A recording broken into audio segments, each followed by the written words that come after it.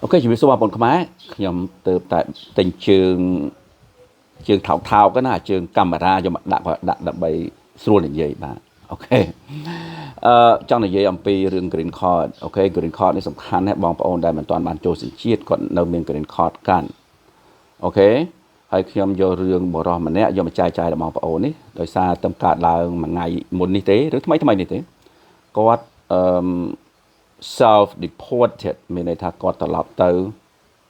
ប្រទេសគាត់វិញដោយមិនបាច់គេបង្ខំបើគាត់មិនទៅក៏គេបង្ខំឲ្យគាត់ទៅដែរក៏គេ deport គាត់ទៅដែរម្ល៉េះហើយគាត់ស្ម័គ្រចិត្តទៅខ្លួនឯងបើយើងដឹងថាយើងគេនឹងដេញយើងទៅហើយយើងទៅអត់អីទេម្ល៉េះហើយគាត់ធ្វើអញ្ចឹងគាត់ស្ម័គ្រចិត្តគាត់ self deported គេប្រាប់គាត់ឲ្យគាត់ស្ម័គ្រចិត្តបាទអូខេគាត់ត្រឡប់ទៅប្រទេសគាត់វិញប្រទេសហ្នឹងនៅណាបងប្អូន South Korea កូរ៉េខាងត្បូងគឺជាប្រទេសមួយល្អទេ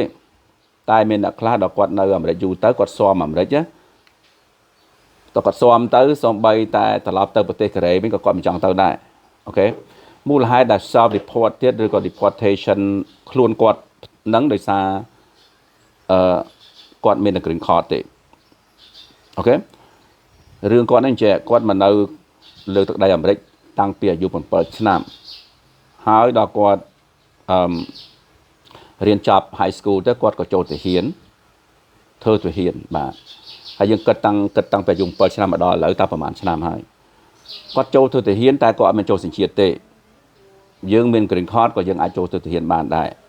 ម្ល៉េះហើយមានខ្ទង់ 38% ទៅហ៊ាននៅសហរដ្ឋអាមេរិកគឺអ្នកអត់ទាន់មានសញ្ជាតិទេម្ល៉េះហើយគាត់ចូលទៅហ៊ានគាត់ទៅច្បាំងគាត់ក៏ត្រូវរបួសពីរគ្រាប់វិសនឹងបាត់បង់ជីវិតរបស់គាត់ដល់គាត់ត្រឡប់មកវិញគេឲ្យ Purple Heart គេឲ្យដូចជាមេដៃគេទទួលស្គាល់គាត់ថាគាត់ជាទាហានក្លាហានអង្អាចហើយដល់គាត់មកពីទាហានវិញអញ្ចឹងទៅខ្ញុំក៏ធ្លាប់និយាយពីរឿងបើយើងចូលទាហានហើយមួយចំនួនគឺចេញមកវិញគឺមានផលវិបាកដោយសារកំណត់គិតរបស់គាត់ហ្នឹងពេលដែលគាត់ទៅច្បាំងហ្នឹងគាត់ឃើញអ្វីខ្លះធ្វើអារម្មណ៍គាត់ប្រែប្រួលហើយគាត់នេះគាត់ជាកូរ៉េខាងត្បូងដល់គាត់ត្រឡប់ពីទាហានមកវិញហើយត្រូវរបួសត្រូវចឹងទៅហើយគាត់ក៏ចាប់ផ្ដើមប្រើគ្រឿងញៀនប្រើ drug នៅក្នុងសហរដ្ឋអាមេរិកអាហ្នឹងពេលគាត់ចេញពីទាហានមកវិញហើយគាត់ព្យាបាលរោគគាត់ហើយហ្នឹងគាត់ចាប់ផ្ដើមប្រើអាហ្នឹងហើយវីដេអូខ្លះខ្ញុំបានបញ្ចូលហ្នឹងតិចដែរដោយសារព្រោះខ្ញុំនៅស្រុកហ្នឹងខ្ញុំឃើញមានមិត្តភ័ក្តិទាហានអូខេខ្ញុំស្គាល់ទាហានហើយម្ល៉េះហើយអ្នកដែលចេញមកវិញហ្នឹងមួយចំនួនគឺមានបញ្ហាចឹងមានផលវិបាកនឹងរោគចិត្តឬក៏ផលវិបាកនៅសតិអារម្មណ៍គេមិនលក់បក់មិនលហើយអ្នកខ្លះក៏សម្លាប់ខ្លួនឯងតែគាត់នេះក៏ប្រើគ្រឿងញៀនប្រើទៅជំនាញកាត់ទៅប្រើគ្រឿងញៀនគេក៏ចាប់គាត់បញ្ជូនគាត់ទៅដាក់គុកបាទដល់ឥឡូវគឺគាត់ក៏នៅអត់ចូលសញ្ជាតិដែរជាង40ឆ្នាំគាត់នៅក្នុងទឹកដីអាមេរិកគាត់នៅគាត់មិនចូលសញ្ជាតិខ្ញុំអត់ដឹងទេណាខ្ញុំដឹងមានបងប្អូនខ្មែរយើងខ្លះក៏អត់ចូលសញ្ជាតិដែរគាត់នៅតែប្រើ green card អូខេហើយបានតាក់ទងជាមួយខ្ញុំដែររឿងសុំមកលេងរឿងចង់មកលេងស្រុកខ្មែរនេះគាត់ចង់ធ្វើយ៉ាងម៉េចច្បាប់ថ្មីបើយើងស្អាតស្អំមិនអីទេ green card នៅតែចេញចូលបានអញ្ចឹងបងប្អូនស្ដាប់ខ្ញុំបន្ត green card នៅតែចេញចូលបានអញ្ចឹងអត់បញ្ហាទេក្បោះឲ្យអ្នកដែលមាន green card ចេញចូលនោះតែខ្ញុំនិយាយពីរឿងស្អាតស្អំទេបាទទៅបងប្អូនស្អាតស្អំអត់អីទេបាទអូខេអំឡោះឲ្យរឿងរបស់គាត់នេះគឺបងប្អូនគិតអញ្ចឹងគាត់ជាទាហានផងគាត់នៅតាំងពីអាយុ7ឆ្នាំមកដល់ឥឡូវយើងគិតមើលជាង40ឆ្នាំគាត់នៅស្រុកអាមេរិកហើយគាត់ត្រូវរបួសគេឲ្យ Purple Heart របស់គាត់ទៀតមេដៃទៀតតែគេសើរើអ្វីដែលគាត់បានគេហៅថាបាន pay the price ហើយទៅហើយមានន័យថាគាត់បានចូលគុកហើយទៅហើយការពិតចូលគុកដោយសារគាត់ប្រើគ្រឿងញៀនពេលចេញពីទាហានមកវិញហ្នឹងយើងគិតមើលទៅយើង pay the price ហើយទៅហើយហេយើងចូលគុកហើយទៅហើយតែក៏នៅតែគេមកតាមរកគាត់ហើយគេឲ្យគាត់ស្ម័គ្រចិត្តត្រឡប់មកប្រទេសដើមគាត់វិញ self deportation ម្ល៉េះហើយមួយថ្ងៃមុននេះគាត់ធ្វើដំណើរចេញមកប្រទេសដើមរបស់គាត់វិញ South Korea គាត់ត្រឡប់មកវិញហើយបាទម្ល៉េះគាត់ចង់ឲ្យបងប្អូនឃើញវីដេអូនេះថាសូម្បីតែគាត់ជាទាហានផង ទោះបីយើងមិនចាញ់ក្រៅប្រទេសក៏ដោយយើងនៅស្រុកនៅខាងក្នុងប្រទេសក៏ដោយក៏គេតាមរកដែរឃើញទេឃើញគាត់ទេគេតាមរកគាត់គេឲ្យគាត់ត្រឡប់មកវិញឲ្យគាត់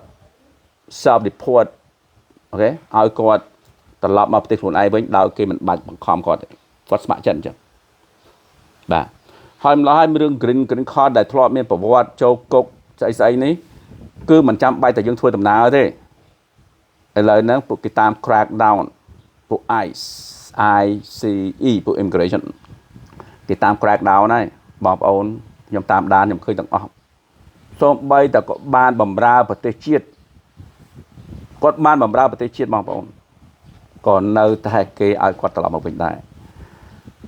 ហើយបងប្អូនតាក់តងខ្ញុំនិយាយដូចគ្នាដែរតាំងពីដើមមកអញ្ចឹងរឿង green card នេះ